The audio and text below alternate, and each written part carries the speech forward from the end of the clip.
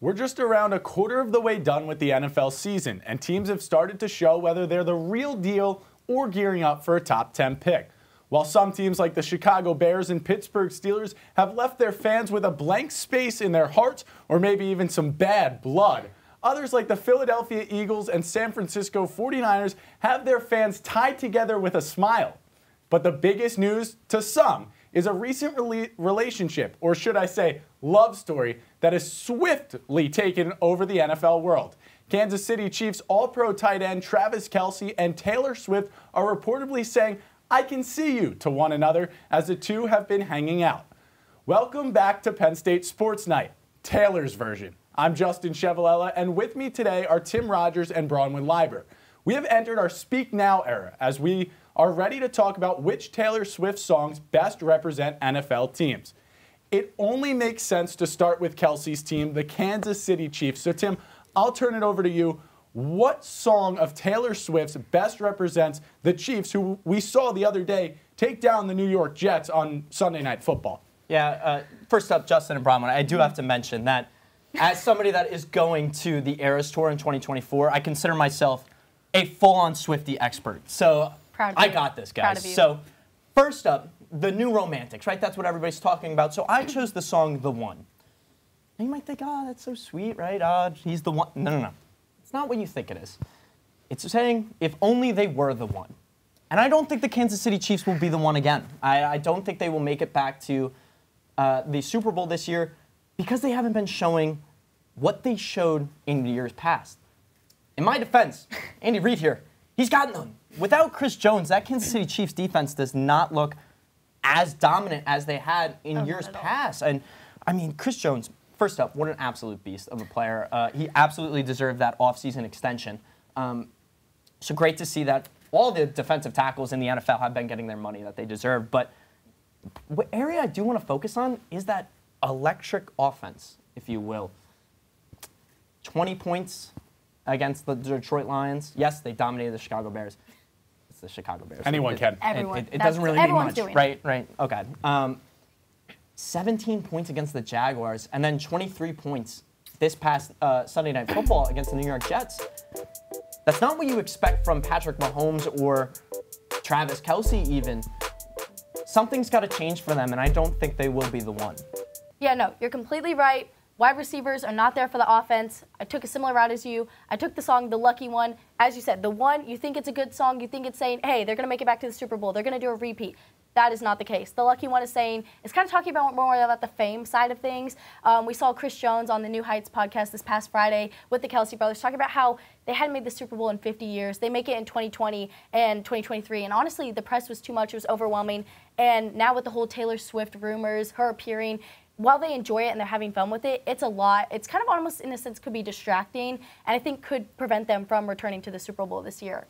I'm starting to wonder if maybe Taylor Swift and Travis Kelce should have started dating a year prior or seeing each other a year prior, because we know the Kansas City Chiefs did beat the Philadelphia Eagles in the Super Bowl back in February. But I agree with both of you. I don't see this team at the moment coming close to that. I'm not sure they make it to the AFC Championship game like they seem to have been a staple recently. And it's been tough, but last night, for Sunday Night Football, the New York Jets, along with the NFL, said, "Welcome to New York," or, well, New Jersey. It's been waiting for you. That's right. We're going to flip things over to the New York Jets now. And, Bronwyn, we'll start with you this time. Okay. What song from Taylor Swift, and, well, I may have taken the one that kind of fits it best, but what song would you say the New York Jets are? I feel like, honestly, mine might fit it best. I picked You're On Your Own, Kid. As you can see, Aaron Rodgers, sorry Jets fans, he just kind of dipped. Like, there's literally a line in the song where it's like, took all the money, kind of what he did. He not only left Zach Wilson, but left his previous quarterbacks, the Green Bay Packers, that he was helping. He was tutoring in a sense, mentoring, whatever you may call it. And he just kind of like, while it's not his fault that he got injured, it was in just the start of the season. Like, there's not much more you can do. Literally, while Zach Wilson is not a literal kid, it's basically, it goes out to the entire fan base. He left the entire fan base standing alone. And while I will say, Zach Wilson, he's looking up. He's looking brighter for you Jets fans. 70% pass completion rate. And while the Chiefs, like we said earlier, don't have the best defense and was not as strong as a stronger defense like the Dallas Cowboys, who have the best defense, he definitely is looking up. But I felt like the song had to fit it perfectly with the whole Aaron Rodgers scenario. Yeah, I don't think there is a better song for that one, but, you know, at least they're trying in the Jets. And, well, this is Zach Wilson saying, this is me trying, guys. I'm trying here, NFL media. He is. And we need to talk about the performance he had last night. I mean, the amount of pressure this poor young kid has to face, not only just being in a New York market, but with how terrible the media has been towards him. Rodney Harrison last night, or for the NBC broadcast on Sunday Night Football, talking to Chris Jones, basically saying this kid's a bust, he'll never make it in the NFL. Rodney, did you watch the same game I did? Because I'm sorry, he outplayed the other quarterback Sunday Night Football. So the Jets are trying, and you have to give them credit for that because of that exceptional New York Jets defense. Yeah. They do have an incredible defense. I think top 5 in the NFL. C.J. Mosley sticking in the middle, does a great job commanding it, got an interception last night. You got Sauce Gardner and DJ Reed, which I think is one of the best cornerback duos in the NFL. And, you know, Justin and Brian, when we were talking about the defensive tackles getting paid, well, none other than Quinnen Williams himself. I mean, an absolute all-pro up the middle from Alabama, and what a star he has become. Ever since, you know, sneezing in that draft day interview. He's looked pretty damn good. So we like to see what he can do for the New York Jets and for the Jets fans. But, guys, at least they're trying. I mean, Zach Wilson was doing more than trying, though, on Sunday Night Football. He looked great. Like you said, he was better than Patrick Mahomes in that game. And that fumble, that late fumble is what everyone's going to point to. And last year, I would say the Jets maybe were just another picture to burn. Their record, not great. They ended up with a high draft pick, just not great. But now I think I'd flip, and I would have to go with this is why we can't have nice things. Breece Hall last year getting injured. Aaron Rodgers played 4 plays and then got injured as well. I think this Jets team is a lot better than their record right now indicates, and even might be better than what their record last year indicated. But every time they get a nice thing, it just gets ruined. Breece Hall, Aaron Rodgers, and now the Jets. I know things are rough, and not to rub any more salt in the wound, but we're going to now flip over to a team that not only destroyed the Jets, but they destroyed the New York Giants and the New England Patriots. That's the Dallas Cowboys. Tim, we'll start with you again. Yeah, I think I picked this one perfectly. I'm not trying to brag here, guys, but the last great American dynasty, the Dallas Cowboys, look at them. So true. Rebecca looks just like Troy Aikman to me with the beautiful locks, right? But think about that beautiful house in Rhode Island, right? That's what this old team was in the 90s. I mean, 3 Super Bowls in the 90s, and you had Emmitt Smith, Troy Aikman dominating and creating a legacy. Then Rebecca sold the house, and some dark times happened in that Rhode Island home, Don't right? bring me back. Cough, cough, Tony Romo, excuse me. Don't bring me back. Yikes.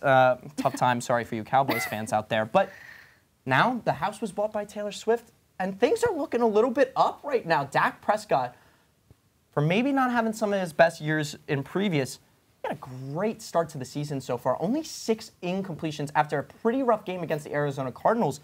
Boy, did he bounce back in a strong way. Yes, he only had 1 touchdown, but the biggest thing for me is the development that we've seen from him, the responsibility he has put onto himself and onto his shoulders.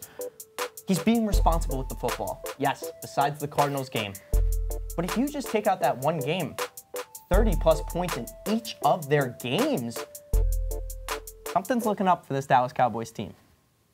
I mean, as a Cowboys fan, I love to hear it. And I'm kind of on the same route as you, honestly. If we can move to my pick, I kind of went the opposite route as you. I picked Castles Crumbling, one of her newer songs, because like you said, they had their dynasty. They were legendary. They had their whole fortress built up. They were like unstoppable, and they still are with their defense, #1 in the nation, some may say.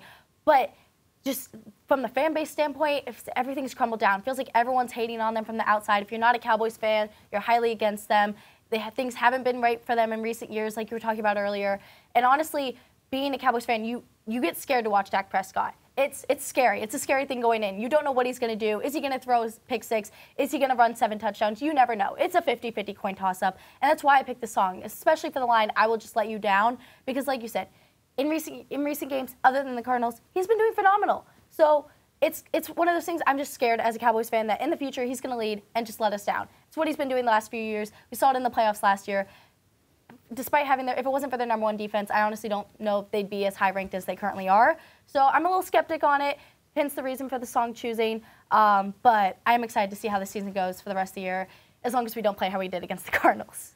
I don't really want to be that guy, but I will just let you down. Plenty of times in his career, Dak Prescott has done just that. The Cowboys have been to the playoffs multiple times as of late, just cannot get over the hump. That is an NFC that's a little bit weird. Sometimes it's good, sometimes it's okay. Now, though, I'll switch to the team that kind of runs the NFC. And that's a team that has a mastermind of a head coach. And that would be the San Francisco 49ers. They're undefeated, and I know the song maybe has a negative connotation, but they might actually be the one. So, Bronwyn, we'll start with you again. The San Francisco 49ers, where would you equate them to T Swift's songs?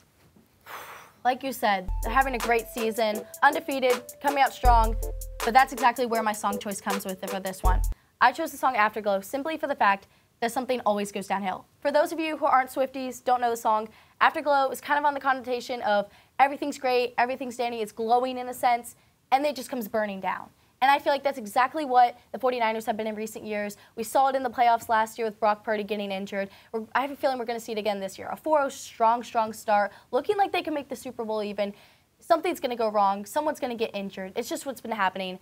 And that's exactly what the song, I feel like, references. And it's honestly just the perfect pick to describe them for now and for what we're going to see later down in the season.